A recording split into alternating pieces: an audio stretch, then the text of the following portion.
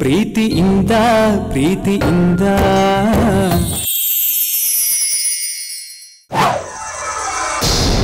ಆತ್ಮಸಾಕ್ಷಿ ಆತ್ಮದ ಮಾತು ಕೇಳೋದು ತಪ್ಪ?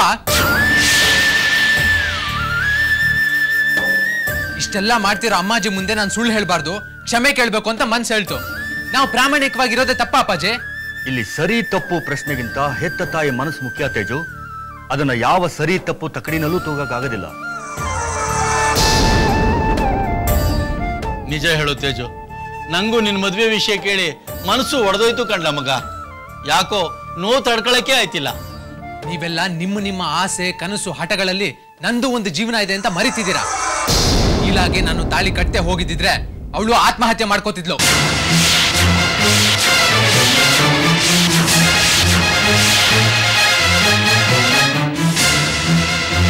ನೋಡಿ, ಇದೇ ಆತ್ಮಹತ್ಯೆ ಪತ್ರ.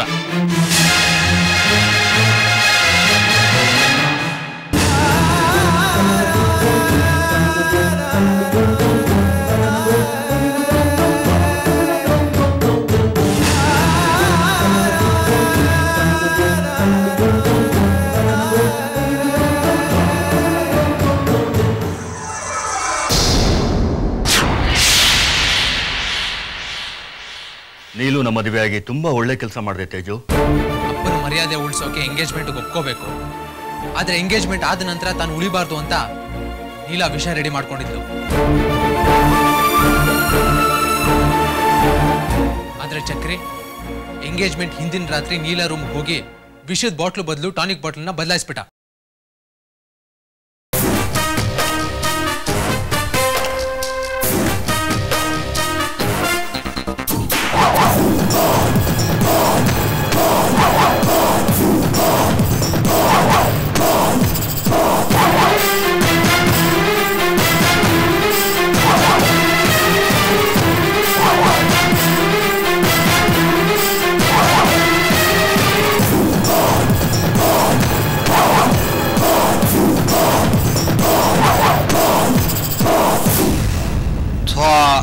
ನೀವೆಲ್ಲ ಏನ್ ಮಾತಾಡ್ತಿದ್ದೀರಿ?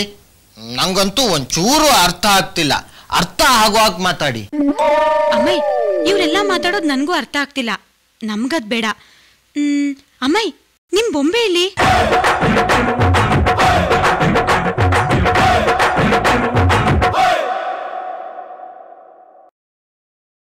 ತೇಜು, ನೀಲನ್ನು ಉಳಿಸಿ ಮನುಷ್ಯರಲ್ಲ ದೇವ್ರ ಮೆಚ್ಚು ಅಂತ ಕೆಲಸ ಮಾಡ್ಬಿಟ್ಟೆ ಕಂಡ್ಲ ಮಗ. ನೀಲಾ ತೇಜು ಮದುವೆ ಆಗಿರೋದಕ್ಕೆ ಈ ಮನೇಲಿ ನನಗೆ ಸಂಪೂರ್ಣ ಸಮ್ಮತಿ ಇದೆ. ನೀನು ನೀಲುನ್ ಮದುವೆಯಾಗಿ ಸಾಹುಕಾರ ವಂಶದ ಮಾನ ಮರ್ಯಾದೆ ಉಳಿಸ್ಬಿಟ್ಟೆ ತೇಜು. ಆ ಹುಚ್ಚ ಹುಡುಗಿ ಎಂಗೇಜ್ಮೆಂಟ್ ಆದ ತಕ್ಷಣ ಸತ್ತು ಹೋಗಿದ್ರೆ ಸಾಹುಕಾರ ವಂಶಕ್ಕೆ ತುಂಬಾ ಕೆಟ್ಟ ಹೆಸರು ಬರ್ತಾ ಇತ್ತು. ಪೊಲೀಸ್ ಕೇಸು, ಪೇಪರಲ್ ನ್ಯೂಸು, ಪಬ್ಲಿಕ್ ನಾನ್ಸೆನ್ಸ್ ಇವೆಲ್ಲ ಆಗಿ ಸಾಹುಕಾರ ವಂಶದ ಹೆಸರು ಬೀದಿಗೆ ಬರ್ತಾ ಇತ್ತು. ಥ್ಯಾಂಕ್ಸ್ ತೇಜು, ನಿನಗೆ ಗೊತ್ತಿಲ್ಲದೆ ಸಾಹುಕಾರ ವಂಶದ ಹೆಸರನ್ನು ಉಳಿಸಿದ್ಯಾ. ಪ್ರೀತಿಸ್ತೊಳಗೋಸ್ಕರ ಇಷ್ಟು ದೊಡ್ಡ ಆಸ್ತಿ, ಹೆಸರು, ಮನೆ ಎಲ್ಲ ಬಿಟ್ಟು ನೀನು ಅವಳಿಗೆ ತಾಳಿ ಕಟ್ಟಿದೆ.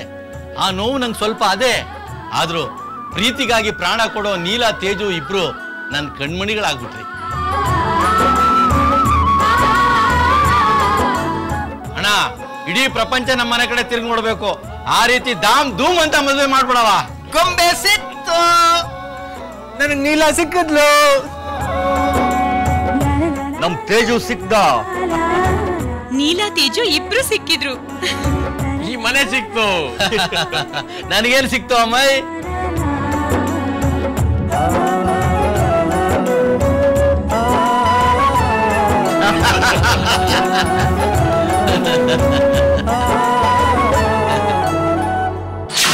ನಾವು ಯಾವ ಮದುವೆ ಮಾಡಿಸೋದಕ್ಕೂ ತಯಾರಿಲ್ಲ.